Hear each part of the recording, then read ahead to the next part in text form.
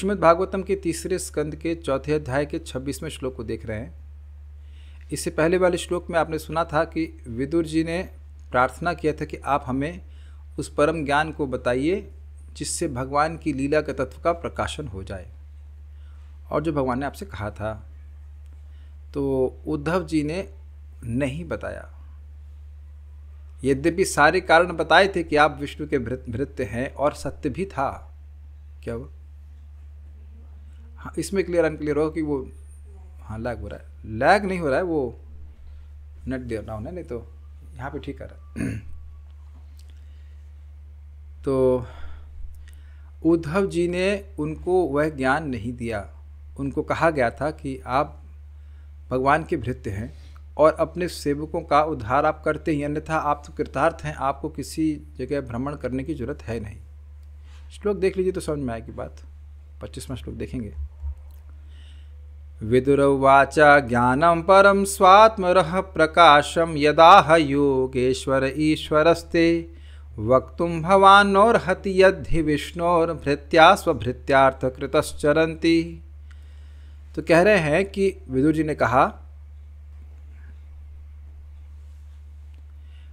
ने कहा कि आप मुझे परम ज्ञान दीजिए जो स्वात्म रह प्रकाशम, आपकी लीला का रहस्य का प्रकाशक हो। यदाह योगेश्वर ईश्वरस्ते, जिसको आपको कहा था योगेश्वर भगवान श्री कृष्ण ने, जो कि ईश्वर है। वक्तुम भवान नह अर्हति, ये योग्य है कि आप हमसे ये कहें। यत ही, क्योंकि विष्णुर भृत्या, विष्णु के भृत्य, विष्णु के सेवक, स्वभृत्यार्थ कृतश्चरन्ति, अपने भृत्यों के, अपने सेवकों के अर्थ को करने के लिए घूमते, उनके लिए कोई अर्थ, कोई प्रयोजन बाकी नहीं रह गया। वह तो भगवान का प्रेम प्राप्त करके कृतार्थ हो गए हैं। ऐसा मान के चलिए कि प्रसाद वितरण करने वालों को पहले खिला दिया गया तो उनका तो कोई प्रयोजन नहीं है, तो अब दूसरों को बांटने के लिए ही वह कृष्ण हॉल में घूम रहे हैं, भूतपूर्व कृष्ण हॉल में घूम रहे हैं। ये भी देखा गया है, पहले खिला देते हैं तो फिर वैष्णव सेवा करके आराम से सेवा करते हैं, वो तो कृतार्थ है। ये क्लियर हो गया। तो जब विदुर जी इतनी नम्रता से पूछ रहे हैं, प्रणिपात देखो यहाँ पे तीनों चीज़ हैं। प्रणिपात है कि नहीं, शरणागत हैं, परिप्रश्न है, अच्छे प्रश्न की हैं, और एटलीस्ट शरण में आए तो कुछ तो सेवा कर रहे हैं। सेवा तो खैर अब क्या कर पाएंगे, जा ही रहे, लेकिन उद्धव जी उनको नहीं बताए। आश्चर्य यह है कि इससे पहले जब वह प्रश्न पूछे थे तो काफ़ी बताए। तीसरे अध्याय में उद्धव जी बोल रहे हैं, चौथे अध्याय में काफ़ी समय उद्धव जी बोल रहे हैं, तो वहाँ तो सब बताए, लेकिन भगवान की लीला के रहस्य का प्रकाशन, लीला के नाम रूप गुण लीला आदि का, वह नहीं बताए। तो क्यों नहीं बताए, आज श्लोक में हम सीखेंगे। मेरे पीछे बोलिएगा।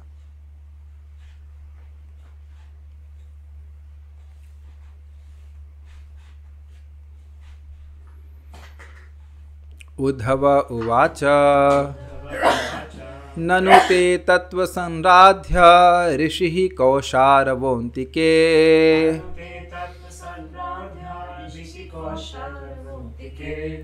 थोड़ा सा जोर से बोलेंगे तो अच्छा रहेगा। उद्धव उवाच ननु ते तत्त्वसंराध्य ऋषिः कौशारवोऽन्तिके।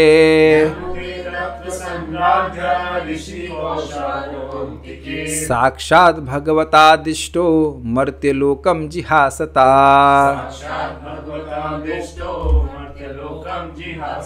उद्धव उवाच ननु ते तत्त्वसंराध्य ऋषिः कौशारवोऽन्तिके।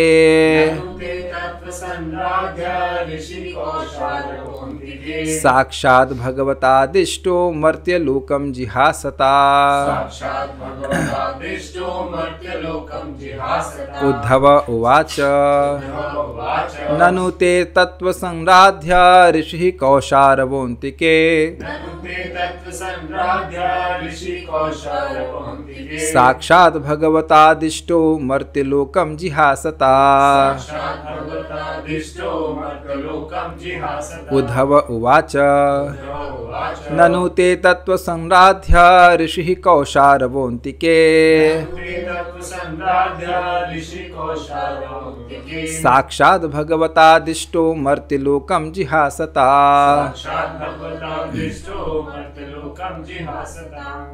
बोलिए।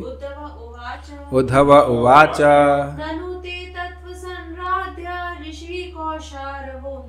ननु ते तत्त्वसंराध्य ऋषिः कौशारवोऽन्तिके।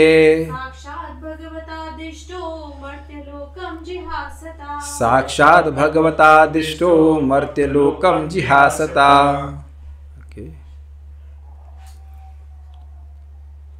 श्री उद्धव ने कहा, आप महान विद्वान ऋषि मैत्रेय से शिक्षा ले सकते हैं, जो पास ही में हैं और जो दिव्य ज्ञान की प्राप्ति के लिए पूजनीय हैं। जब भगवान इस मर्त्यलोक को छोड़ने वाले थे, तब उन्होंने मैत्रेय को प्रत्यक्ष रूप से शिक्षा दी थी। अब आप कन्फ्यूज आएंगे, पहले कहा था मैं ये मुझको बोल रहे हैं, और यहाँ पे उद्धव जी कह रहे हैं कि मैत्रेय मुनि को भी बोले हैं। तो जो जहाँ जैसा बोला जा रहा है वैसे समझ लें। ऐसे बात समझ में जो आ रही है, जो हम समझ पा रहे हैं अब तक, वो ये है कि भगवान उद्धव जी की ओर देख करके बोल रहे हैं, और उसी समय मैत्रेय मुनि आ गए थे। तो मैत्रेय मुनि भी सुने, और वह भी व्यवस्था भगवान की ही थी। Is it okay? तो जो समझावट हो रही है वो ये हो रही है कि मैत्रेय मुनि को नहीं बता रहे थे, बता रहे थे उद्धव जी को, लेकिन व्यवस्था की है कि मैत्रेय मुनि भी सुन लें। उसका कारण ये था कि वह चाहते थे कि मैत्रेय मुनि विदुर जी को बताएं। जैसे वो चाहते थे कि उद्धव जी नर नारायण ऋषि को बताएं, ऐसे वो चाहते थे कि मैत्रेय मुनि विदुर जी को बताएं। तो विदुर जी को मन में रख करके वह मैत्रेय मुनि को बताए। लेकिन बताए का अर्थ है कि मैत्रेय मुनि सुन लिए, चोरी से नहीं सुने। He was not, how to say, क्या कहते हैं उसको, eavesdropping, कान लगा के, ऐसा नहीं है। कान तो लगाए हुए थे, लेकिन साक्षात सामने बैठे हुए थे। ये बात ऐसे समझ लीजिए। मेन पॉइंट ये, पता नहीं अब आगे क्या हुआ, भगवान जाने उसको। ऐसा नहीं था भगवान बोल रहे हैं, उनको सुनाई नहीं पड़ रहा है। मुख्य श्रोता, ऐसे कह लीजिए, मुख्य श्रोता है उद्धव जी, और साइड में वह भी सुन रहे हैं। जैसे शौनक ऋषि मुख्य श्रोता है, ऐसे कह सकते हैं, और शौनक बाकी लोग भी सुन रहे हैं। परीक्षित महाराज मुख्य श्रोता है और बाकी लोग भी सुन रहे हैं। ये बात है।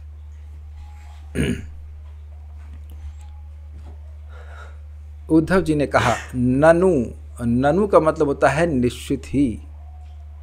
ते आपके द्वारा तत्व संराध्य, तत्व के लिए सम्यक रूप से आराध्य, तत्व संराध्य दिव्य ज्ञान को ग्रहण करने के लिए पूजनीय। गुरु की वंदना करनी होती, केवल गुरु वंदना करने के लिए नहीं। कुछ समझ में आया आपको बात? मैं जानबूझ के बोल रहा हूँ। एक बार हम बिहार गए थे, nothing against Bihar in total, but उस स्थान में गए थे।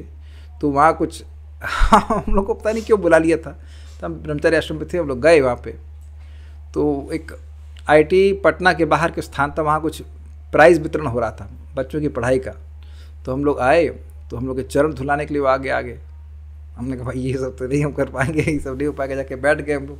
फिर वो दे दनादन गाना शुरू कर दिया, गुरु ब्रह्मा गुरु साक्षात देवो महेश्वर, ये सब बना दिया, विष्णु भगवान सब बना दिया हमको। और जब बात आई कि भाई कुछ बोला जाए, तो मैं कुछ भगवान की भक्ति के बारे में बोल रहा था, तो वह उनको पसंद नहीं आया। तो आजकल लोग सोचते हैं गुरु मतलब जो मैथमेटिक्स पढ़ा दे, केमिस्ट्री पढ़ा दे, फिजिक्स पढ़ा दे। लेकिन पहले तो ये समझिए, गुरु का उद्देश्य है शिक्षा देना, और शिक्षा वही शिक्षा है जिसके द्वारा व्यक्ति ये समझे कि जन्म मृत्यु के चक्र से बाहर आए। तो ये मैथमेटिक्स और फिजिक्स केमिस्ट्री पढ़ाने वाला गुरु कोई गुरु है नहीं। और आप यह भी नहीं कह सकते कि ये सारी चीज़ें ज्ञान भी हैं, क्योंकि भगवान ने तो ज्ञान के बाहर कर दिया इसको। ये तो आउट ऑफ सिलेबस है ज्ञान के। तो जिस व्यक्ति का तस्मात् गुरुम प्रपद्येता जिज्ञासु श्रेयस उत्तमम, व्यक्ति को गुरु के पास तब जाना चाहिए जब उसकी जिज्ञासा श्रेय प्राप्ति के लिए है। तो इसलिए कह रहे हैं कि वह निश्चित रूप से मैत्रेय मुनि आपके द्वारा सम्यक रूप से आराध्य हैं, उनकी निश्चित रूप से समझ रहे हैं। मैं निश्चित रूप से आपके द्वारा आराध्य नहीं हूँ, मैं निश्चित रूप से आपके गुरु बनने के योग्य नहीं हूँ। ज्ञान है, लेकिन क्योंकि मैत्री मुनि है इसलिए मैं नहीं दे सकता। बहुत ध्यान से बैलेंस कीजिएगा, नहीं तो कल वाले श्लोक से आप कॉन्ट्रडिक्ट कर जाएंगे। व्यक्ति छोटा भी हो तो भी ज्ञान दे सकता है, लेकिन अगर कोई श्रेष्ठ व्यक्ति है, वही ज्ञान किसी श्रेष्ठ मतलब उम्र में श्रेष्ठ व्यक्ति के पास है, तो अच्छा होगा कि वह ज्ञान दे। Is that clear? कि कल बोला गया था कि बाबे पर कि न्यासी शूद्र के न, कोई भी छोटा भक्त भी है, या छोटा मतलब उम्र में छोटा है, लेकिन ज्ञान है भक्ति का, तो वह दे सकता है। और यहां पे उद्धव जी कह रहे हैं निश्चित ही आपके द्वारा गुरु के रूप में सम्यक रूप से आराध्य कौन है? मैत्रेय मुनि है, मैं नहीं हूं। यदुकुल के बात जो यदुकुल के संबंध में जो बात थी वो तो बता ही दिए थे, लेकिन जब भगवान के आप लीला के और तत्व के बारे में बात सुनना चाहते हैं, जो ने ब्रह्मा जी को ज्ञान दिया था, जो चतुश्लोकी भगवान ने ब्रह्मा जी को दिया था वही मुझको दिया था, तो उसके बारे में आप जानना चाहते हैं तो उसके लिए मैत्रेय मुनि आराध्य है। ठीक है ना? क्यों? अभी और क्लियर होगा। तो उसके लिए पूजनीय कौन है? कौशारवा, कौशारु पुत्र मैत्रेय, कौशारु मुनि के पुत्र थे मैत्रेय। वह ऋषि यानी महर्षि हैं। मतलब समझिए, इस तत्व ज्ञान के लिए जो आपने पूछा, ज्ञानम परम स्वात्मरह प्रकाशम यदाह योगेश्वर ईश्वरस्ते, जो आपने कहा कि योगेश्वर ईश्वर ने जो मुझे बताया ज्ञान, वह आप मुझे बताएं। तो इसके लिए जिस ज्ञान की संबंध में आपने प्रश्न किया, इसके लिए निश्चित ही मैत्रेय मुनि आपके द्वारा सम्यक रूप से आराध्य है। इस तत्व के लिए वह आराध्य है। मतलब उनके पास चाहिए, उनको गुरु के रूप में स्वीकार कीजिए और उनसे जिज्ञासा कीजिए, उनसे पूछिए। वैसे गुरु की आराधना कैसे होती है? 3 गिफ्ट से, प्रणिपात, परिप्रश्न और सेवा। ये बात है। अब गुरु जी की आरती करनी, चलो अच्छी बात है, लेकिन गुरु जी बोल क्या रहे हैं वह सुन ही नहीं रहा है, तो क्या आराधना हुई? परम पूज्य राधा गोविंद महाराज बता रहे थे कि एक सन्यासी थे, वो इस्कॉन दिल्ली में प्रवचन कर रहे थे। तो उनका शिष्य गया मार्केट में, एक अजगर जैसी माला लेके आया, बहुत मोटी माला। अब गुरु जी के पास है, गुरु जी का सारा प्रवचन समाप्त। तो अब गुरु जी डांट रहे उसको, तू कहाँ गया था? कहता महाराज आपकी सेवा के लिए गया था। तो क्या सेवा किया? वो माला लेके आया आपके लिए। तो कहे कि भाई मैं यहाँ कथा कर रहा हूँ, तू सुन ही नहीं रहा है, और ये माला कर रहा है, ये सेवा लेकर रहा है, ये क्या सेवा है? तो कभी कभी लोग समझ नहीं पाते हैं कि सेवा का उद्देश्य है, आराधना का उद्देश्य है कि उस व्यक्ति को संतुष्ट किया जाए। Is it okay? तो यहाँ पे सम्यक रूप से आराधना गुरु की यही होती है, प्रणिपात होने नम्र भावना में उनको अप्रोच करे, परिप्रश्न अच्छे प्रश्न करे, और भगवान के संबंध प्रश्न करे, और सेवा की बात करे, जिससे वो सुखी हो वह करे। जरूरी नहीं कि सेवा का मतलब केवल भोजन देना ही नहीं होता है, जिससे उनको सुख मिले। ठीक है? तो वो कौशारव ऋषि, यानी ये निश्चित रूप से यही पास में ही है, और वही आपके द्वारा आराध्य, मैं नहीं हूं। मर्त्यलोकम, मर्त्यलोक को जिहासता छोड़ते हुए, अर्थात छोड़ने की इच्छा से, भगवतः भगवान श्री कृष्ण द्वारा, मे अंतिके मेरे निकट, साक्षात अदिष्ट प्रत्यक्ष आपको उपदेश करने के लिए उपदेशित हुए हैं। समझ में? भगवान जब इस मर्त्यलोक को, मर्त्य मतलब इस क्या कह रहा? ओह ठीक है, ओके ओके। तो जब भगवान इस जीव लोक को, बद्ध लोक को त्याग रहे थे, या कह सकते हैं त्यागने की इच्छा कर रहे थे, क्योंकि त्यागते समय उनके पास कोई नहीं था, ना मैत्रेय मुनि थे और ना उद्धव जी थे। उद्धव जी बोल के आए थे कि मैं उनकी परिक्रमा करके आया, वो क्या किए भगवान मैं नहीं जानता। तो फिर मैत्रेय मुनि भी चले गए होंगे, क्योंकि मैत्रेय मुनि को उद्धव जी के सामने भगवान आज्ञा दिए थे कि आप कृपया विदुर जी को ये शिक्षा दीजिएगा। जैसे अगर आपको याद हो तो ब्रह्मा जी ने नारद जी को ज्ञान दिया, फिर कहा कि आप ऐसा इसका भागवत का प्रचार कीजिए, विस्तार करिए। त्वम एतद् विपुली करो, मैंने 4 श्लोक तुमको मूल रूप से बताया है, तुम इनका विस्तार ऐसे करो कि निर्नाम भक्तिर भविष्यति, मनुष्यों का, स्पेशली कलयुग के मनुष्यों का इससे भक्ति हो जाए। ठीक? तो उसी जैसे ब्रह्मा जी ने नारद जी को आज्ञा दिया भागवतम का विस्तार करने के लिए, उसी प्रकार से मैत्रेय मुनि को भी भगवान ने आज्ञा दिया कि आप विदुर जी को बताइएगा। तो एक और अब कारण बन गया, क्यों उद्धव जी ज्ञान नहीं दे रहे हैं? केवल शिष्टाचार की बात ही नहीं है, शिष्टाचार तो है ही कि मैत्री मुनि हैं, उनको भी ज्ञान है, वो वयोवृद्ध हैं, वो पास में भी हैं। 3 कारण समझ रहे, 3 कारण हुए। एक कारण है कि मैत्री मुनि को भी वही ज्ञान है, मैत्री मुनि को ज्ञान होता ही नहीं तो वृद्ध होने से ज्ञान थोड़ा दे दीजिएगा। पहली चीज़ है कि वह ज्ञान है, उनको सेम ज्ञान है। दूसरा, वयोवृद्ध हैं। और तीसरा क्या था? और पास में ही है, ऐसा कुछ नहीं कि है ही नहीं, वो मर गए शरीर छूट गया, ऐसा भी नहीं है। और चौथा एक और कारण है कि भगवता आदिष्ट।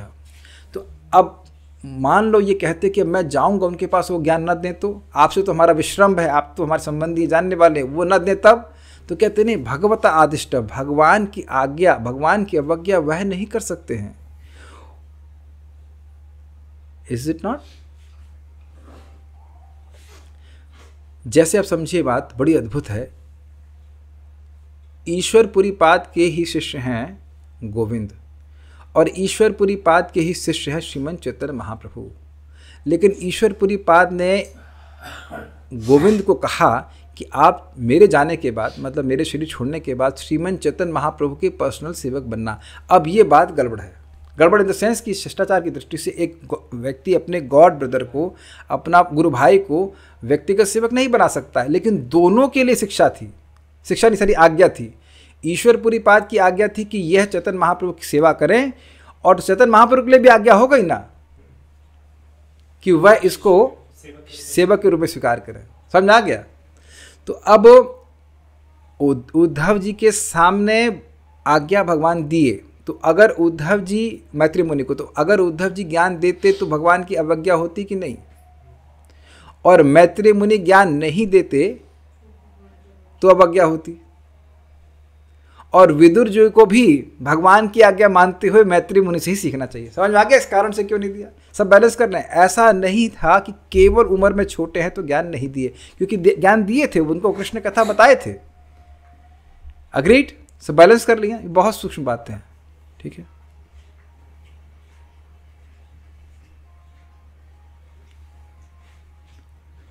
Okay, 1 second.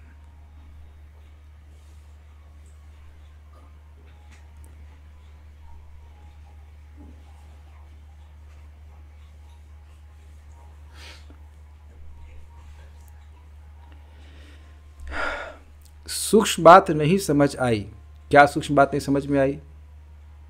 भगवान की अवज्ञा कैसे हो जाती? फिर समझिए, भगवान ने मैत्री मुनि को आज्ञा दी कि आप विदुर जी को बताना, वहाँ तो सब जानने वाले हैं। तो अब अगर विदुर जी को उद्धव जी बता देते तो भगवान की अवज्ञा होती कि नहीं? अगर ऐसे कहें कि माँ भगवान ऐसे बोलते नहीं, लेकिन बोलते, आपको बोला था बोलने के लिए आपको नहीं बोलने के लिए बोला था ना, आपको कहा था कि नर नारायण ऋषि को बताओ, यहाँ क्लास क्यों देने लगे? वैसे देखा जाए तो मंदिर में भी जब क्लास देने के लिए बोला जाता है तब बोलते हैं ना।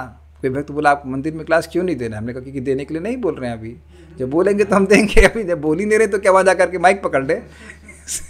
नॉट। मंदिर में भी हम लोग जब कीर्तन करते थे तो बोला जाता था ना कि भाई आप कीर्तन करिए, इससे सिंपल शिष्टाचार है। तो नहीं करना से भी अच्छा नहीं माना जाएगा। अभी श्रेष्ठ भक्त हैं, बोल रहे हैं तो करते हैं। कई बार भक्त लोग इस बात को बोलते हैं प्रवचन में कि भाई हम योग्य नहीं हैं, लेकिन हमें मंदिर के प्रबंधन ने कहा है कि हम प्रवचन करें तो हम प्रवचन कर रहे हैं, नहीं कहा तो नहीं करेंगे। जो समझ रहे हैं, यहाँ घर का माइक है, हमारा घर का मंदिर तो हम बोल रहे हैं कोई दिक्कत नहीं। प्रभुपाद चाहते हैं कि प्रवचार हो, आप हमारी प्रयास कर रहे हैं इस तरह से। पर point is very simple. Uddhav ji बोलते तो भगवान की इच्छा के अनुसार नहीं होता, और मैत्री मुनि नहीं देते तो भगवान की अवज्ञा होती। इसलिए मैत्री मुनि देंगे ही, और उद्धव जी का, मैत्री मुनि का देना भगवान की आज्ञा का पालन होता, और उद्धव जी का नहीं देना भगवान की आज्ञा का पालन होता। लेकिन ये पॉइंट नहीं है कि उद्धव जी केवल उम्र कम था इसलिए नहीं दे रहे। Is it okay? ठीक है। श्लोक बहुत छोटा सा लगता है, लेकिन बात बहुत अद्भुत है इसमें। उद्धव वाचा, उद्धव जी ने कहा, ननु ते तत्व संराध्य, निश्चित रूप से ते आपके द्वारा, तत्व संराध्य, तत्व के लिए सम्यक रूप से आराध्य कौन है? ऋषि कौशार्व, कौशारु के पुत्र ऋषि मैत्रेय हैं। अंत के अलग अलग तरह से रखा गया है। एक है अंतिके, मतलब ये निकट में ही है, कहीं दूर नहीं है। ऐसा नहीं कि आपको वैसे मान लो बहुत जिज्ञासा है और मैं नहीं दूंगा तो आपको बहुत ढूंढना पड़ेगा। ये भी अंतिके को इससे जोड़ा गया है। अंतिके को कौशारव मुनि से इस प्रकार से जोड़ा गया है कि मैत्री मुनि बहुत पास में ही, वहाँ चले जाइए बता देंगे। जैसे अगर हम उदाहरण दें, कभी कहीं दूध नहीं मिलता है, हमारे 2 दुकानें दूध की, तो यहाँ नहीं मिलता तो पास में दूसरी दुकान है, वहाँ से ले लेंगे। ऐसा होता है ना कि यहाँ नहीं मिला तो वहाँ से ले लेंगे। अब मान लो यहाँ नहीं मिला, हमको ज़रूरत है और भाई 10 किलोमीटर दूर जाना हो तो दिक्कत हो जाएगी ना। आप मेरी बात समझ रहे हैं? अगर 2 स्रोत आसपास हैं तो यहाँ नहीं मिला तो कहीं आगे जाके मिल जाएगा, तो आपका उत्साह नहीं टूटता है। देखिए, समझने का प्रयास कीजिए, बहुत महत्वपूर्ण है विदुर जी के लिए सुनना। विदुर जी अत्यंत आतुर हैं भगवान के लिए सुनने के लिए। और प्लीज सीन में जाइए, उद्धव जी जा रहे हैं, अब उनको भगवान के बारे में बताने के लिए कोई नहीं बचा। Can you see the anxiety? मान लो कोई व्यक्ति मर रहा हो, पानी मांग रहा हो, तो उसे पानी देने वाला कोई ना हो, जो एकमात्र उनको पानी देने वाला वो चला जाए। आवाज़ चली गई। Is it for everyone? आवाज़ आ रही सब लोगों को? आ रही है, ठीक है। मेरे गले से तो आवाज़ निकल रही है। हाँ, तो मैं कह रहा हूं कि इतने आतुर थे वह कृष्ण कथा के लिए कि एक समझ रहे ना कितनी जबरदस्त एंजाइटी कि उद्धव जी चले गए तो मुझे ज्ञान कौन देगा। तो इसलिए कह रहे हैं कि पास में ही है, अंत्य के बहुत पास में है। और दूसरा क्या है, एक अंत्य का अर्थ कि मेरे सामने, मेरे समीप ही साक्षात भगवत आदिष्ट, साक्षात भगवान के द्वारा आज्ञा प्राप्त हुए हैं। जब मर्त्यलोकम जिहासता, जब भगवान मर्त्यलोक को त्यागने के इच्छुक थे। ये मैत्रेय मुनि के बारे में बता रहा है। आगे पढ़ते हैं। श्रीधरी, तत्व संराध्य का अर्थ है तत्व ज्ञान की प्राप्ति के लिए सेवनीय। अच्छा, एक और इंटरेस्टिंग एंगल है। देखिए, एक तो सेवा का अर्थ है कि हम गुरु की सेवा करें, और दूसरा है गुरु का सेवन करें। सुनाई पड़ा? दो अर्थ है। एक हम गुरु की सेवा कर रहे हैं, गुरु को प्रसन्न कर रहे हैं, और दूसरा गुरु की सेवा वैसे करें, सेवन करें जैसे हम लोग दवा का सेवन करते हैं तो उससे हम ठीक होते हैं। तो बेसिकली गुरु का सेवन करें मतलब उनके उपदेशों का सेवन करें। गुरु को तो नहीं खाएंगे ना, गुरु के उपदेश का सेवन करें। और आगे आप सुनेंगे 11वें स्कंद में कि वह उक्त भी अपनी वाणी के द्वारा ही सहायता करते हैं। जैसे वैद्य भी तो वाणी के द्वारा सहायता करता है ना। आजकल भी यूट्यूब पे कितने हेल्थ वीडियोस बन रहे हैं, वो खाली वाणी के द्वारा सहायता कर देते हैं कि नहीं कर देते? यस, बहुत बड़ी सहायता हो जाती है वाणी के द्वारा। कभी कभी होता है कि हम लोग उठ रहे होते हैं, कहीं से ऊपर कुछ चोट लगने का स्थान होगा, अरे रुको क्या होगा, तो आप रुक जाते हैं उस समय, तो आप बहुत बड़ी कठिनाई से बच जाते हैं। शब्द का बड़ा प्रभाव होता है। ठीक है, कहने का अभिप्राय है कि चूंकि भगवान ने भी आपका स्मरण किया। अरे भाई, ये सुनो भाई, ध्यान से प्लीज सुनो। कोई भाई नहीं सोएगा इस लाइन को सुनने से पहले, उसके बाद सोना। कोई नहीं सोएगा, माता जी भी नहीं सोएंगी। जबरदस्त पॉइंट है ये, हिल जाएंगे आप सुन करके। कहने का अभिप्राय है कि चूंकि भगवान ने भी आपका स्मरण किया, इतने ही मात्र से आपको भी तत्वज्ञान का उपदेश उन्होंने प्राय कर ही दिया। फिर भी विदुर जी को ज्ञान में असंभावना इत्यादि दोषों को दूर करने के लिए किसी ज्ञानी की आराधना करनी चाहिए। श्रीला श्रीधर स्वामी पाद की जय। अभी आप समझिए कि क्या बोल रहे हैं। कह रहे हैं कि भैया देखो, भगवान तो संकल्प मात्र से किसी के हृदय में ज्ञान प्रकट कर देते हैं। तेने ब्रह्म हृदयादि कव्य मुह्यंति सूर्य। भगवान ने, ब्रह्मा जी के सामने तो कोई ट्यूशन मास्टर नहीं था, किसकी आराधना करते? भगवान तो अपने संकल्प मात्र से किसी के भी हृदय में ज्ञान प्रकाशित कर सकते हैं। तो फिर कह रहे हैं कि फिर भी मतलब प्राय आप में ज्ञान कर दिए थे संकल्प मात्र से। भगवान का संकल्प से पूरी जगत सृष्टि ही कर दी। अब और क्या कहा जाए, तो वो सोच ली, अगर वो सोच ली कि इसको ज्ञान हो जाए तो बस हो गया, सत्य संकल्प है। तो उन्हें को ऐसी कोई अपेक्षा नहीं है कि आपको किसी ज्ञानी के पास जाना ही पड़े, क्योंकि भगवान की इच्छा थी कि आपको ज्ञान हो जाए। फिर भी विदुर जी को ज्ञान में असंभावना इत्यादि दोषों को दूर करने के लिए, इसका क्या मतलब हुआ?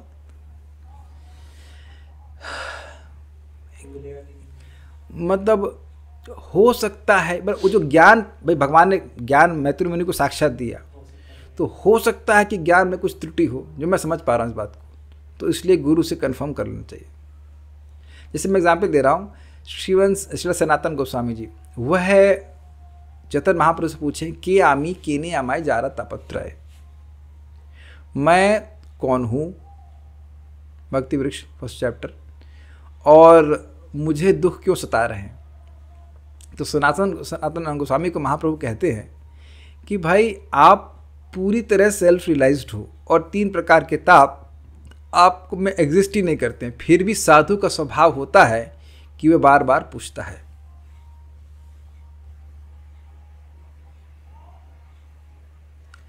ऐसा कैसे हो सकता है कि बिना, ये संभव बात है ना कि बिना किसी के पढ़ाए व्यक्ति पढ़ ले, ज्ञान हो जाए।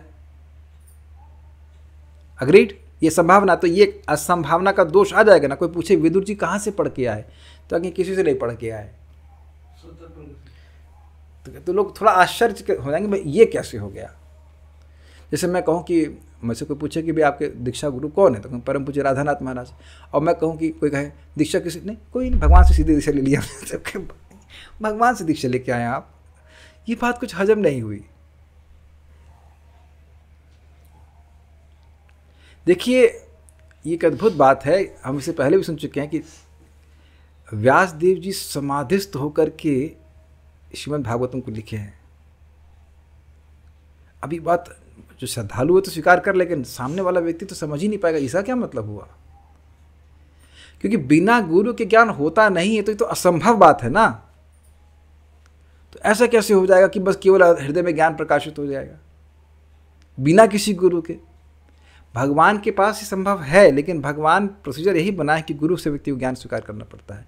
तो एक असंभावना हो के दोष लग जाता कि विदुर जी को पता नहीं ठीक से ज्ञान है कि नहीं। क्या आप किसी ऐसे व्यक्ति से सुनते हो जो परंपरा में ना बताए?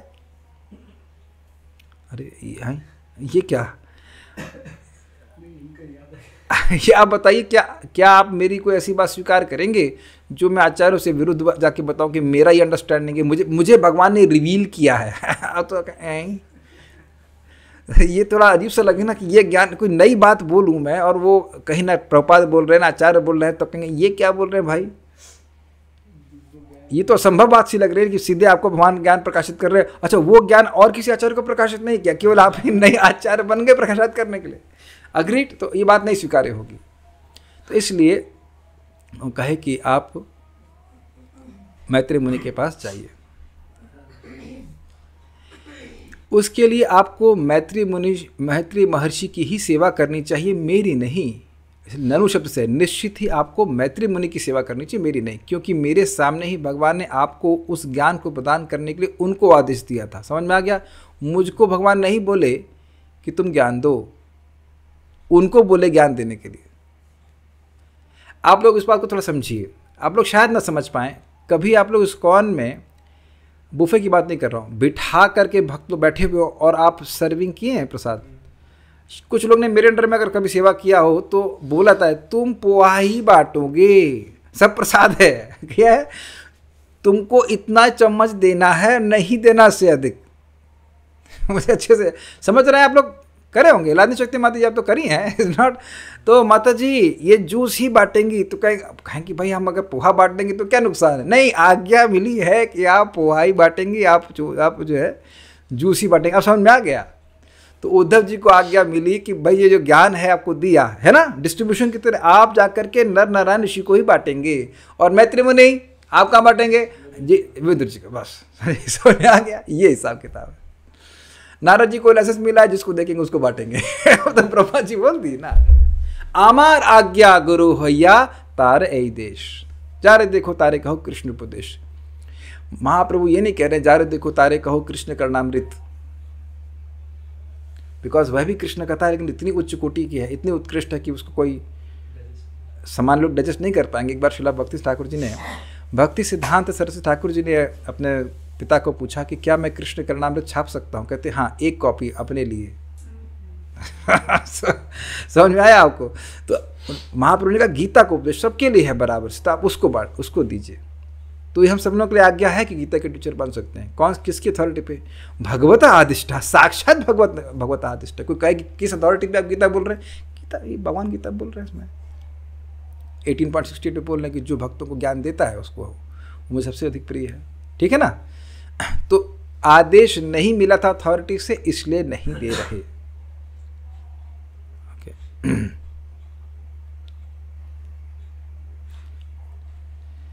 सारार्थ दर्शनी, अपने मन ही मन यह सोचते हुए कि मैं अपने अग्रज तथा मेरे द्वारा आदरणीय विदुर जी को अपना शिष्य कैसे बना सकता हूँ, ये उद्धव जी की नम्रता है।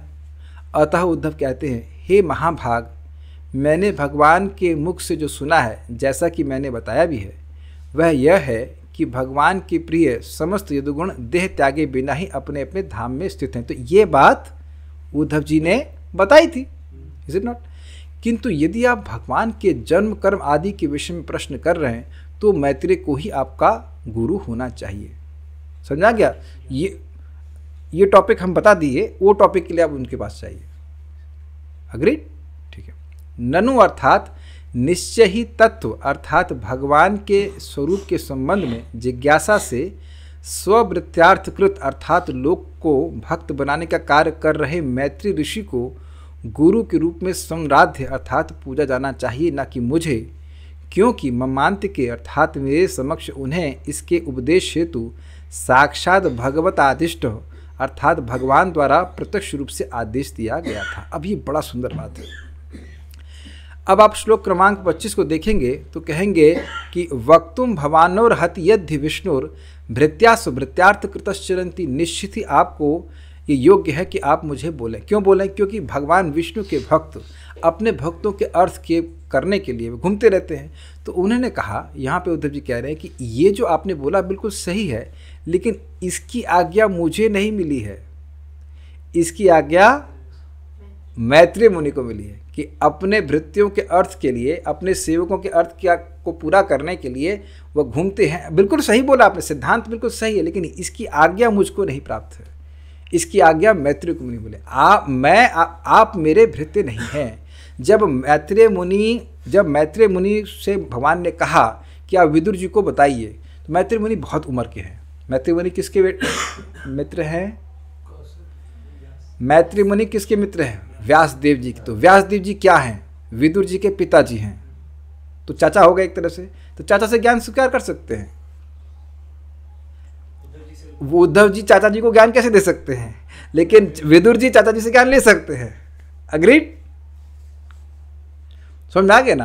काफी इंटरेस्टिंग है, दोनों जगह चाचा का संबंध बन रहा है। कुछ समझ रहा है ना बात? तो उन्होंने मुझे नहीं कहा। यद्यपि देखिए, भगवान ने उद्धव जी को कहा कि आप नर नारायण ऋषि को जाके बता के आइए, भगवान को जाके बता के आइए, भगवान के अवतार को बताइए, लेकिन यहाँ वो आज्ञा नहीं दी है। तो मुख्य बात है भगवान की आज्ञा। भगवान की आज्ञा होगी तो कोई युवा व्यक्ति भी दे सकता है, भगवान की आज्ञा नहीं है तो फिर संकोच होना चाहिए। देखिए, भगवान ने स्वयं ही एक गोपाल नाम के बच्चे को कहा तुम गोपाल गुरु हो, तो वो कोई कठिनाई नहीं है कि बोल सकता है, लेकिन आज्ञा प्राप्त होनी चाहिए। ठीक है? ओके, तो ये समझ में आ गया? अच्छा, निश्चित है, निश्चित का संबंध है कि उद्धव जी ने अपने आंखों के सामने ही भगवान को देखा कि वे आदेश मैत्रेय मुनि को दे रहे हैं, कि मेरे सामने भगवान साक्षात भगवत आदिष्टा। जब वो कह रहे हैं कि भगवान ने साक्षात उनको उपदेश दिया है, तो वह भी तो सामने होने चाहिए ना, कि मेरे सामने ही उपदेश दिया। ठीक है? हाँ, मेरे सामने ही उन्हें उपदेश दिया। ठीक है? तात्पर्य एक इंटरेस्टिंग बात है कि जब साक्षात बोल दिया जाता है तो कन्फ्यूजन का कोई स्कोप नहीं होता है कि बोले कि नहीं बोले, कि हमने ऐसा सुना है कि बोले या शायद बोले या वो बोले या ये बोले, ऐसा कुछ भी नहीं है। ऐसा ही बोले कि विदुर जी को आज्ञा, विदुर जी को आप ज्ञान देना। तात्पर्य एक बात यहाँ देख रहे हैं, इससे पहले हम आगे जाए, कि जब भगवान किसी को ज्ञान दे रहे हैं तो वो आगे भी सोच लेते हैं कि इस ज्ञान को कौन कौन प्राप्त करेगा। Think about this again. मैं फिर से रिपीट कर रहा हूँ, भगवान जब किसी को ज्ञान दे रहे होते हैं तो ज्ञान का प्रवर्तन कराना चाहते हैं। बात समझ में आती है ना? सकालीन महता योगो नष्ट परंतप। बहुत काल बीत गया था तो भगवान ने गीता का ज्ञान फिर से क्यों दिया? क्योंकि ये ज्ञान सबसे महत्वपूर्ण ज्ञान है इस पूरे भौतिक जगत का। तो जब किसी को ज्ञान दे रहे हैं तो जानते हैं कि इसके द्वारा किन किन लोगों को ज्ञान प्राप्त होगा। Point is very simple, point blank पे बोल रहा हूँ। आप सब लोगों को सेलेक्ट करके लाया गया है मेरे सामने ताकि आप सुन सकें, और मुझे दिया जा रहा है ताकि मैं आगे प्रसारित कर सकूं। इसमें मेरा कुछ भी नहीं है। मुझे भी बहुत सारी बातें मैं जब क्लास में होता हूँ, ये कहाँ से आया, ये तो सोचा ही नहीं था, ये अंडरस्टैंडिंग श्लोक की कैसे आ गई, कृष्णा गिव्स। और हम अपने मन से तो नहीं बोल रहे हैं, आप प्रमाण आपके सामने रखें, कुछ गलती हो तो आप बता सकते हैं कि हाँ क्या गलत हो रहा है, लेकिन एक व्यक्ति जो कृष्ण भावना में आ रहा है उसको चूज करके लाया गया है, हैंड पिक्ड, कि इसके पास ही ज्ञान पहुंचना चाहिए। नहीं तो अपने जीवन में और अन्यों के जीवन में भेद नहीं देख रहे, कितना भेद आ गया है इस ज्ञान के द्वारा। Very amazing. कठिनाई यह है कि बहुत कम इस बात को लोग समझ पाते हैं कि ऐसा हमारे पास क्यों आ रहा है कि हम शाम को बैठ कर श्रीमद् भागवतम श्रवण कर रहे हैं। नहीं आओ, हमारा कर्तव्य है बताएं। तात्पर्य, कोई भले ही दिव्य विज्ञान में पारंगत क्यों ना हो, उसे मर्यादा व्यतिक्रम अर्थात अपने से उच्च पुरुष की धृष्टता पूर्वक अवमानना के अपराध के विषय में सतर्क रहना चाहिए। स्पष्ट है।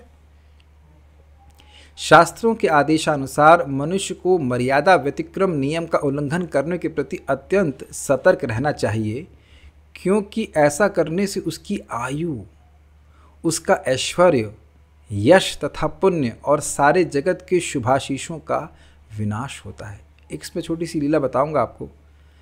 जगदानंद पंडित और सनातन गोस्वामी। तो सनातन गोस्वामी जी पुरी आए और उनको, उनके शरीर में फोड़े हो गए थे। तो महाप्रभु आते, उनका आलिंगन करते और वो जो पस था वो महाप्रभु के शरीर में लग जाता। तो सनातन गोस्वामी को बड़ा दुख लग रहा था। तो जगदानंद पंडित को बोले, मैं यहाँ आया था अपना कल्याण करने के लिए, नहीं, यहाँ तो मुझसे अपराध हो रहा है, मुझे लगता है कि मुझे वृंदावन वापस चले जाना चाहिए। तो जगदानंद पंडित कहते हैं, हाँ आप सही कह रहे हैं, आप, मेरे हिसाब से भी मुझे ऐसे ही लगता है कि आपको वृंदावन वापस चले जाना चाहिए। तो अब जब महाप्रभु की बात मालूम चलती है तो सनातन गोस्वामी से पूछते हैं, तो सनातन गोस्वामी कहते हैं कि जगदानंद भी कहता है कि मुझे वृंदावन चले जाना चाहिए। तो महाप्रभु बड़े क्रोध में कहते हैं, ये जगह ये आज का बच्चा तुमको उपदेश देता है। अरे मैं तुमको भी अपना काउंसलर मानता हूं, इन द सेंस कि मैं तुमसे भी शिक्षा ग्रहण कर लेता हूं, और ये तुमको उपदेश दे रहा है। तो अब देखिए वहाँ सनातन गोस्वामी क्या बोल रहे हैं, देखिए वो कहते हैं कि अच्छा केवल जगदानंद ही प्रिय है आपको, कि उसको तो मीठा मीठा अमृत दे रहे हैं, डांट रूपी, और मुझे ये आप मतलब मेरी प्रशंसा रूपी कड़वा नीम का रस पिला रहे हैं, मुझसे क्या अपराध हुआ। मतलब मैं पैराफ्रेज कर रहा हूँ, सारा प्यार उसी के लिए है। This is amazing, this is bewildering Chaitanya Charitamrita. लेकिन महाप्रभु ने कहा मर्यादा पालन यही साधुर भूषण, मर्यादा का पालन करना एक साधु का भूषण है। सुंदर लगते हैं साधु, मर्यादा समझते हैं ना, हर एक चीज में लाइन कहते हैं, ड्राइंग द लाइन, इसके मर्यादा का उल्लंघन नहीं करना चाहिए। मर्यादा पालन यही साधुर भूषण। दिव्य ज्ञान में पारंगत होने के लिए आध्यात्मिक विज्ञान की तकनीकों के प्रति जानकारी होना आवश्यक है। दिव्य ज्ञान की इन सारी बारीकियों से भली भांति परिचित होने के कारण उद्धव ने विदुर को सलाह दी कि दिव्य ज्ञान प्राप्त करने के लिए वे मैत्री ऋषि के पास जाएं।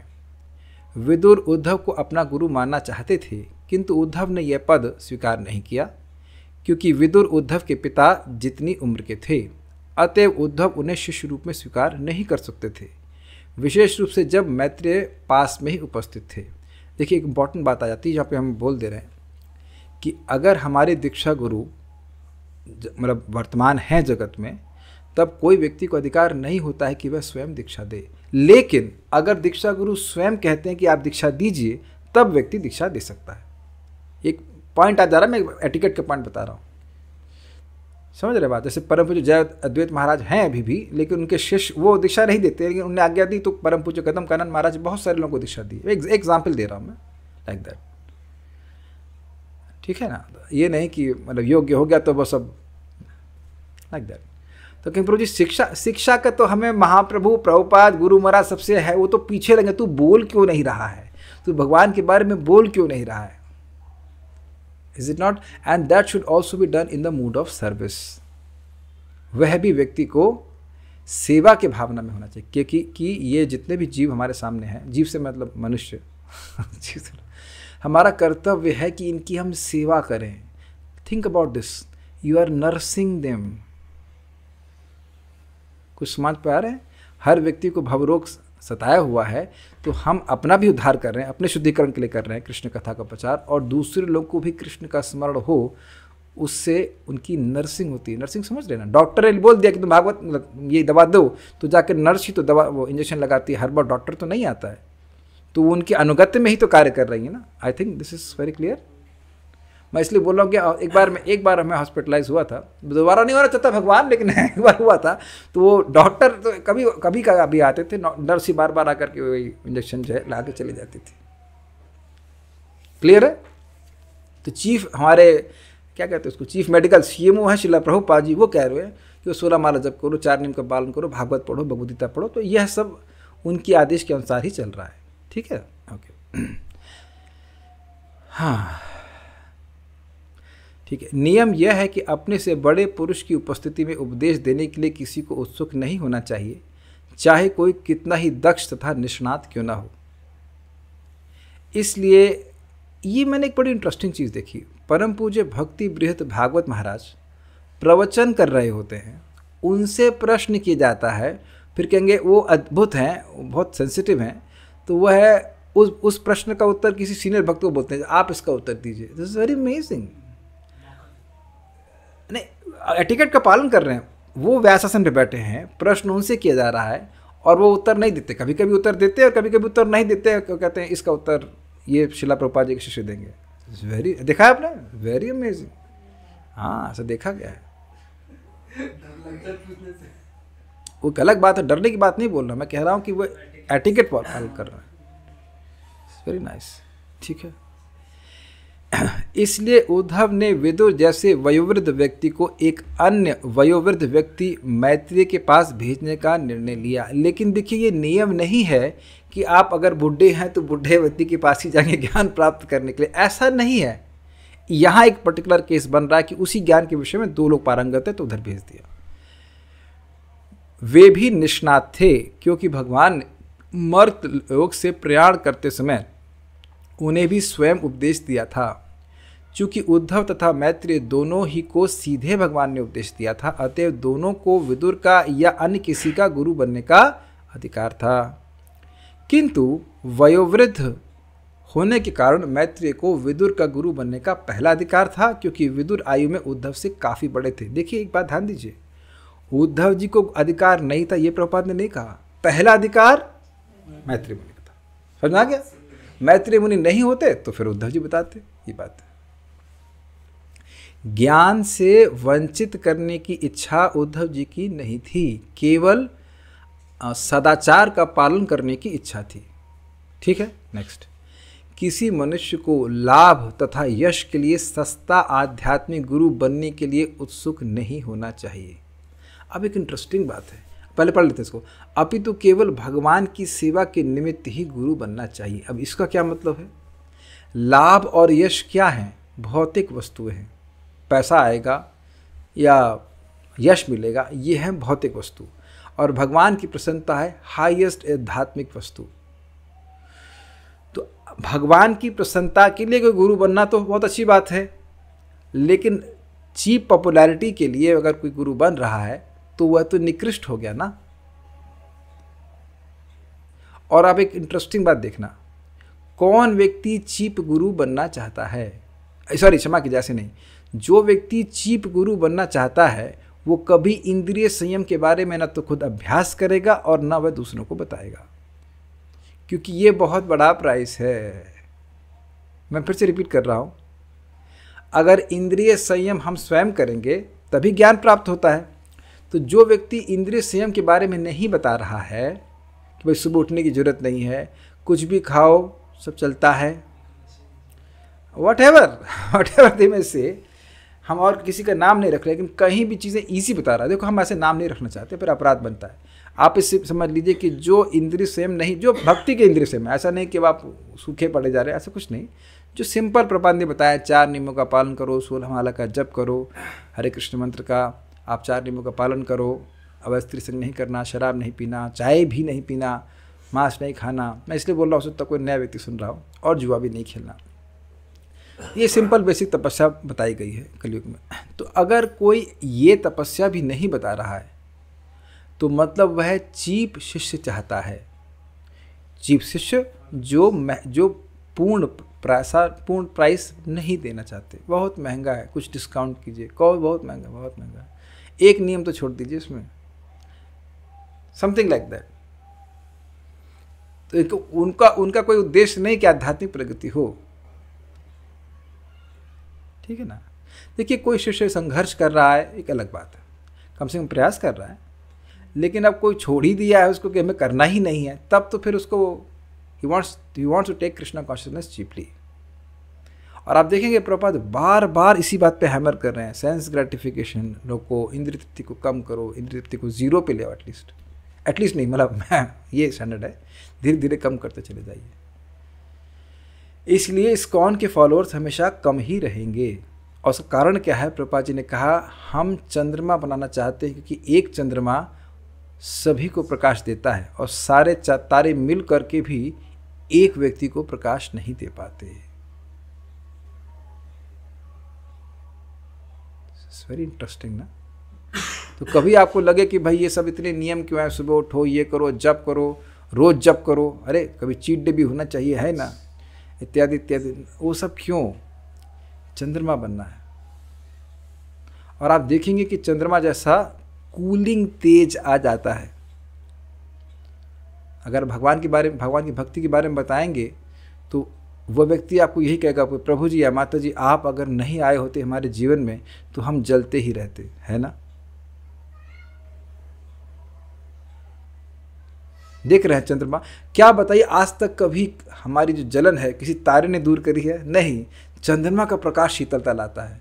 तो जो शीतलता एक व्यक्ति के जीवन में मिला रहा है वैसे वो किसी के भी जीवन में ला सकता है भगवान के ज्ञान के द्वारा, या ला सकती है। This movement is to make moons, millions of moons, but not even 1 star. We are not 5 star devotees 5 star devotee 3 star नहीं, स्टार बनना ही नहीं है, चंद्रमा बनना है। एक भक्त ने, 2 लोगों ने बोला, साधना भक्ति माता जी के पति, वो बड़ा सुंदर अप्रिसिएशन की, भाई अन्य जगह कुछ लोग प्रचारक होते हैं, इस्कॉन में तो हर आदमी प्रचारक है। हमने कहा हाँ प्रचारक होगा ना, क्योंकि इस्कॉन में शिक्षा दी ही जा रही कि हर बच्चे को समझ में आ जाए और उसको परिवर्तन महसूस हो रहा है, इसलिए प्रचार कर रहा है। बड़ा अच्छी बात बोले वो, कहते हैं तो हर व्यक्ति प्रचारक है यहाँ पे। हमने कहा हाँ होगा ही ना, क्योंकि शिक्षा इस प्रकार से दी जा रही है।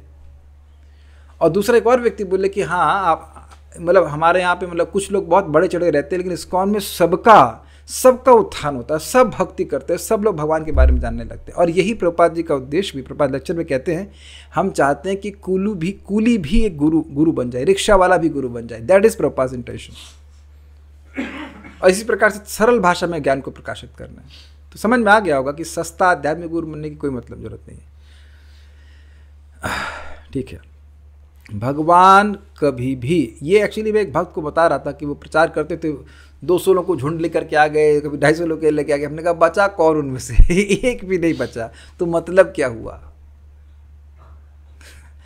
उनको कई साल के बाद समझ में आया कि भाई 2-4 लोगों को भी आप कल्टीवेट कीजिए, बहुत अच्छी बात है। मैं ये नहीं कह रहा कि आप 200 को प्रचार मत कीजिए, लेकिन उनमें से कुछ लोग हैं जो सीरियस रहेंगे, उनको आप प्रीचिंग कीजिए। उनका ध्यान रखना। एक व्यक्ति को भी कितने सारे डाउट्स होते हैं कृष्ण भावना में, सहायता करनी होती है ना। यस, देखिए एक बात समझ लीजिए, कृष्ण कॉन्शियसनेस का उद्देश्य है that the devotees should take to the process of going back to God head.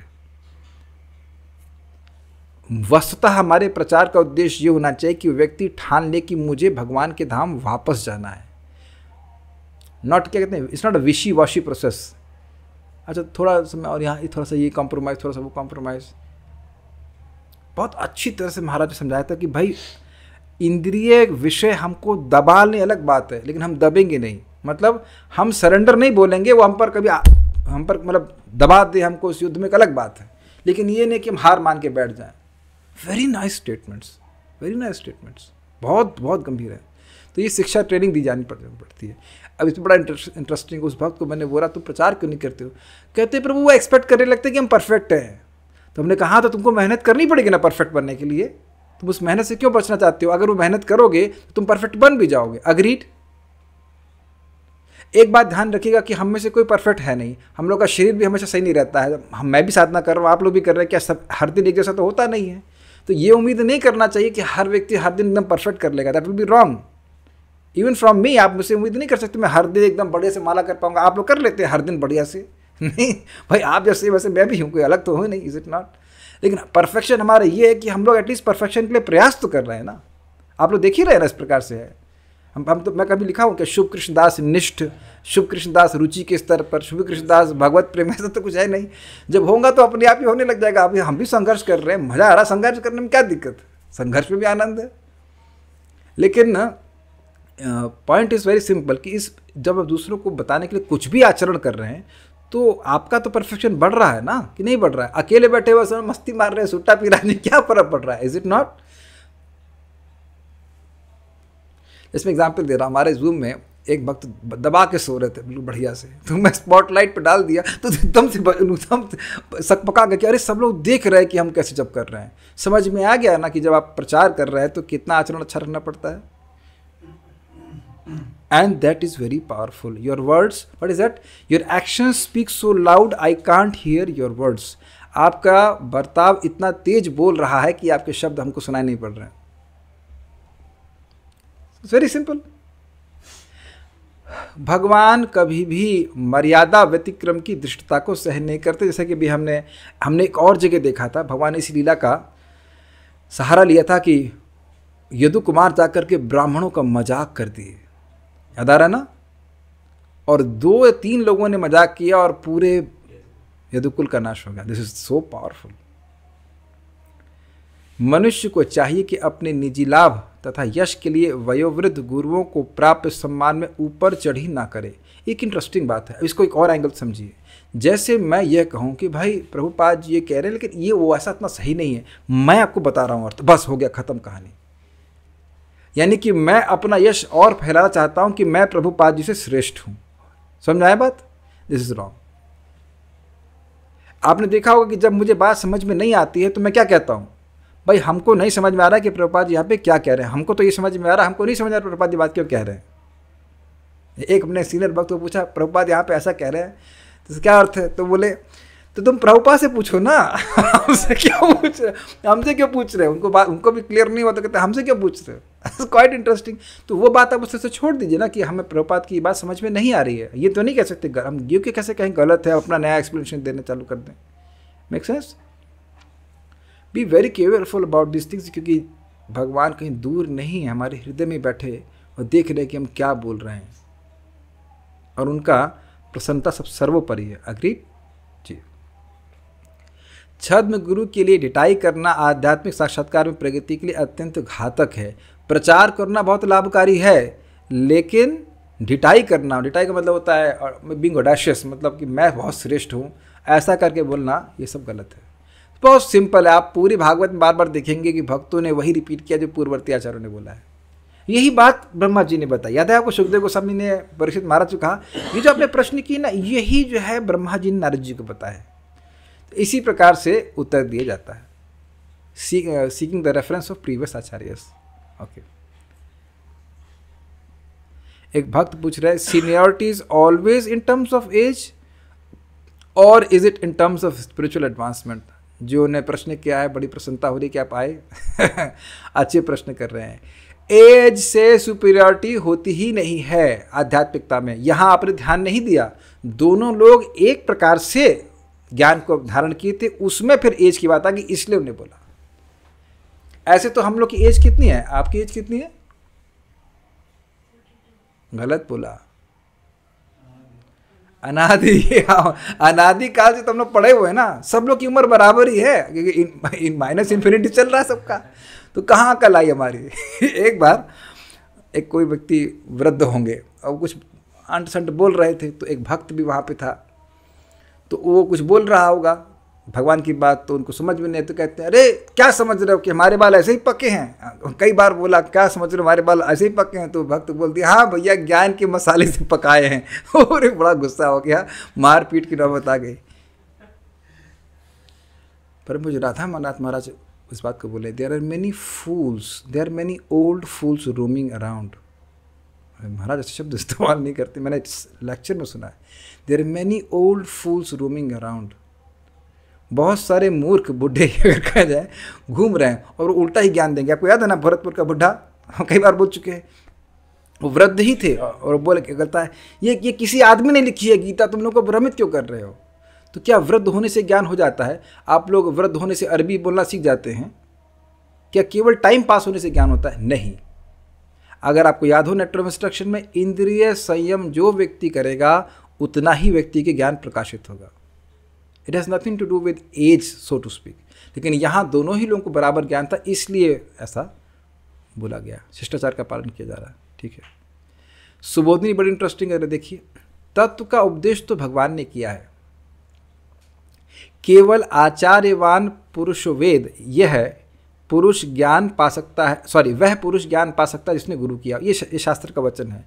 अतः इस शास्त्र आज्ञा का पालन करने के लिए किसी गुरु की सेवा करनी योग्य है। आपने तत्व का उपदेश मांगा मुझसे, ठीक है ना, उस तत्व को बताइए।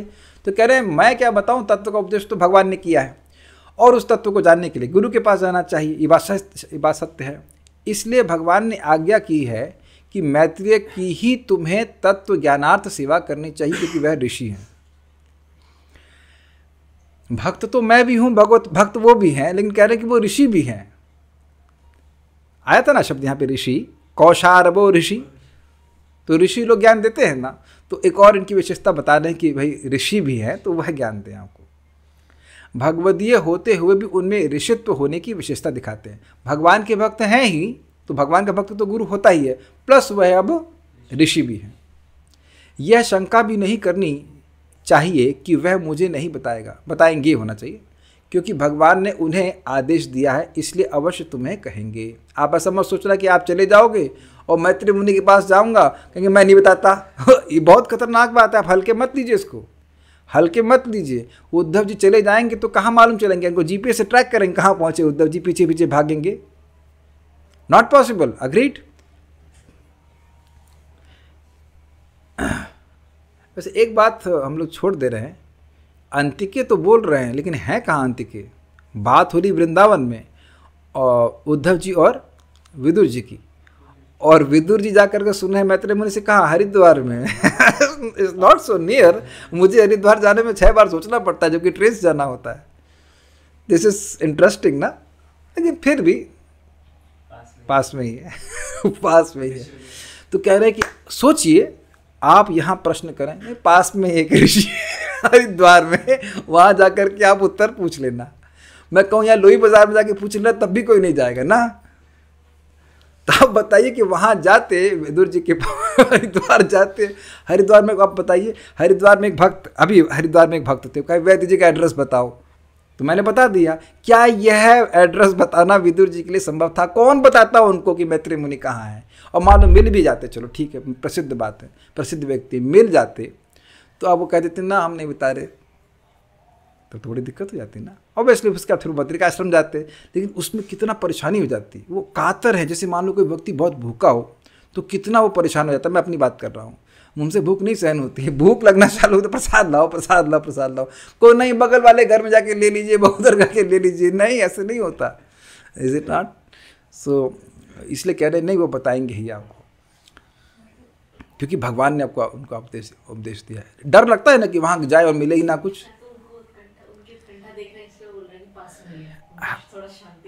यही तो बोल रहे हैं, उनकी उत्कंठा देखते हुए बोल रहे हैं कि पास में ही है, और न सिर्फ पास में, आपको बताएंगे भी।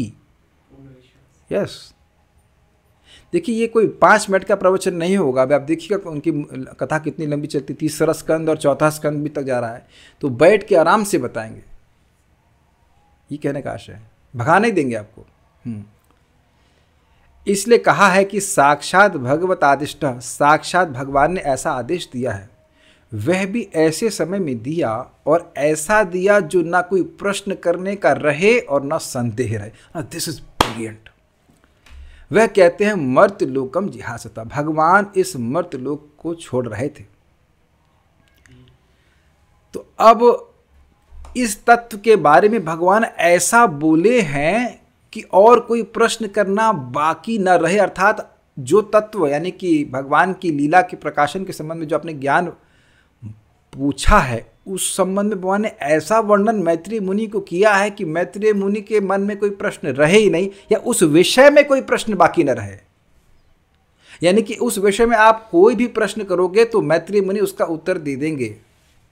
अगर कोई विषय आपको एकदम क्लियर हो तो आप ऐसा कभी कभी बोल देते हैं कि आप इस संबंध में कोई भी प्रश्न कर लीजिए, हम उत्तर दे देंगे। समझ में आई बात? ये कभी कभी व्यक्ति अपने टीचर के लिए बोलता है, भाई इतने समर्थ टीचर हैं कि उस विषय में आप जो भी प्रश्न करेंगे वो पूरा उत्तर दे देंगे। तो भगवान क्या कह रहे हैं? भगवान अपने तत्व को जानते हैं, तत्व का उपदेश भगवान दे सकते हैं। तो भगवान जा रहे हैं, अब तो अगले ब्रह्मा जी के दिन में ही आएंगे। तो जाते समय ऐसा तत्व का उपदेश दिए हैं कि उसमें ना तो कोई प्रश्न रहे और ना संदेह रहे। मैत्रेय मुनि को पूछते और उन्हें संदेह रहता तो कहते अब किससे पूछेंगे? कुछ समझ में आ रहा है कि नहीं आ रहा है? बड़ा जबरदस्त टीका है। मर्त्य लोकम जिहासतः, भगवान इस धराधाम को छोड़ रहे हैं तो उस तत्व के संबंध में ऐसा बोले हैं कि कोई डाउट ही मैत्रेय मुनि के मन में न रहे। और आगे भी कोई व्यक्ति पूछेगा तो एकदम क्लियर कर देंगे। आप विदुर जी के प्रश्न देखना, इतने अद्भुत प्रश्न है ना, बहुत टफ प्रश्न है कि जीव को बंधन क्यों लग जाता है। अभी आगे आएगा, उसको खोल नहीं रहे हैं, सारे चीज़ों को एकदम क्लियर कर देंगे। हाँ, प्रश्न ये प्रश्न कर रहे हैं कि भाई प्रश्न ही किया है, विदुर जी ने उत्तर भी दिया है कि नहीं मैत्रेय मुनि ने दिया है, घबराई मत, दिया गया है। तो ये समझ रहे हैं मर्त्य लोकम जिहासता शब्द की व्याख्या कितनी सुंदर है। वह कहते हैं कि मर्त्य लोकम जिहासता, जिस समय मर्त्य लोक को छोड़ने की इच्छा भगवान को हुई उस समय वे आज्ञा दिए। मर्त्य लोक छोड़ते हुए नहीं कि भैया वैकुंठ के विमान आ गया, बैठ गए और उसके बाद बोल रहे जल्दी जल्दी, ना ना ना। जैसे कि ट्रेन हम लोग बैठ जाते हैं तो अंत में कुछ बोलते हैं बाय बाय, ऐसे टाटा, ऐसा नहीं बोले हैं। बहुत ध्यान से सुनना होगा। ऐसा नहीं कि बस मर्त्य लोक छोड़ रहे थे, मर्त्य लोक छोड़ते हुए अगर बोलते तो उसका मतलब होगा कि वैकुंठ विमान में चढ़ गए और फिर बोल रहे। नहीं, बड़े शांति से बैठे थे और उनकी इच्छा थी कि अब मैं मर्त्य लोक को छोड़ दूं। उस टाइम मैत्रेय मुनि को समझाएं। एक एक पॉइंट बहुत ध्यान से पकड़ने वाला है, ठीक है। इस लोक में रहकर यदि उनकी आज्ञा का पालन जो नहीं करता उसका भी त्याग लोक की तरह भगवान करेंगे। अतः सबको त्याग कर भगवान उसको अपने पास बुलाकर कहने लगे कि विदुर उपदेष्टव्यः, विदुर को उपदेश देना, अतः वह सर्वथा उपदेश देगा। ये थोड़ा समझिए, बड़ा इंटरेस्टिंग है। भगवान इस भौतिक जगत को त्याग रहे थे, तो जो उनकी आज्ञा नहीं पालन करेगा उन सबको छोड़ दिया। जगत में यही लोग हैं ना, जगत में वही लोग रहे ना जो भगवान की आज्ञा को पालन नहीं करते। तो कहने का अर्थ ये है कि अगर मैत्रेय मुनि भगवान की आज्ञा का पालन नहीं करते तो भगवान को त्याग देते। अरे तुम एक आशा प्रस्तुत कर रहे हैं कि वह भगवान से दूर हो जाते। तो ऐसा कैसे हो सकता है कि भगवान की आज्ञा का वो पालन ना करें? बहुत अच्छा आशा है ना सर। तो उन्हें भगवान ने विदुर को, उद्धव जी को, क्षमा कीजिएगा, मैत्रेय मुनि को कहा कि विदुर को आपको उपदेश देना ही चाहिए। ठीक है, भगवान की आज्ञा तुम्हें और मुझे दोनों को माननी चाहिए, इसलिए वहां जाओ जहां मैत्रेय है। समझाया? मुझे आज्ञा दिया नर नारायण ऋषि के पास जाओ, मैत्रेय मुनि को आज्ञा दिया कि आप विदुर जी को उपदेश दी, तो विदुर जी के लिए भी भगवान की आज्ञा है कि वह मैत्रेय मुनि से ही ज्ञान प्राप्त करें, उद्धव जी से नहीं। तो I think this is very clear. मैंने कहा था ना, बहुत सारे डायमेंशन थे श्लोक के। उम्मीद है कि आप लोगों को अच्छा लगा होगा और समझ में आई होगी बात। विदुर उपदेष्टव्य को ने ऐसे बोला है कि भाई भगवता आदिष्ट, भगवान ने आदेश दिया, तो उसका क्या मतलब है कि विदुर को उपदेश दो, ऐसा आदेश दिया। ये समझा रहे हैं इस तरह से। इस श्लोक में नहीं है, श्लोक में शब्द जो मूल में शब्द है भगवता आदिष्ट, भगवान के द्वारा वह आदिष्ट हुए। उसका अर्थ क्या है? भगवान ने ये आदेश दिया कि हे मैत्रेय मुनि आप विदुर जी को उपदेश दीजिए, इस प्रकार का आदेश दिया। तो क्या आदेश दिया वो उसको व्याख्या श्रीपाद वल्लभाचार्य जी कर रहे हैं। ठीक है, बहुत बहुत धन्यवाद अपना समय देने के लिए। श्रीमद् भागवतम की जय, श्रील प्रभुपाद की जय, निताय गौर प्रेमानंदे।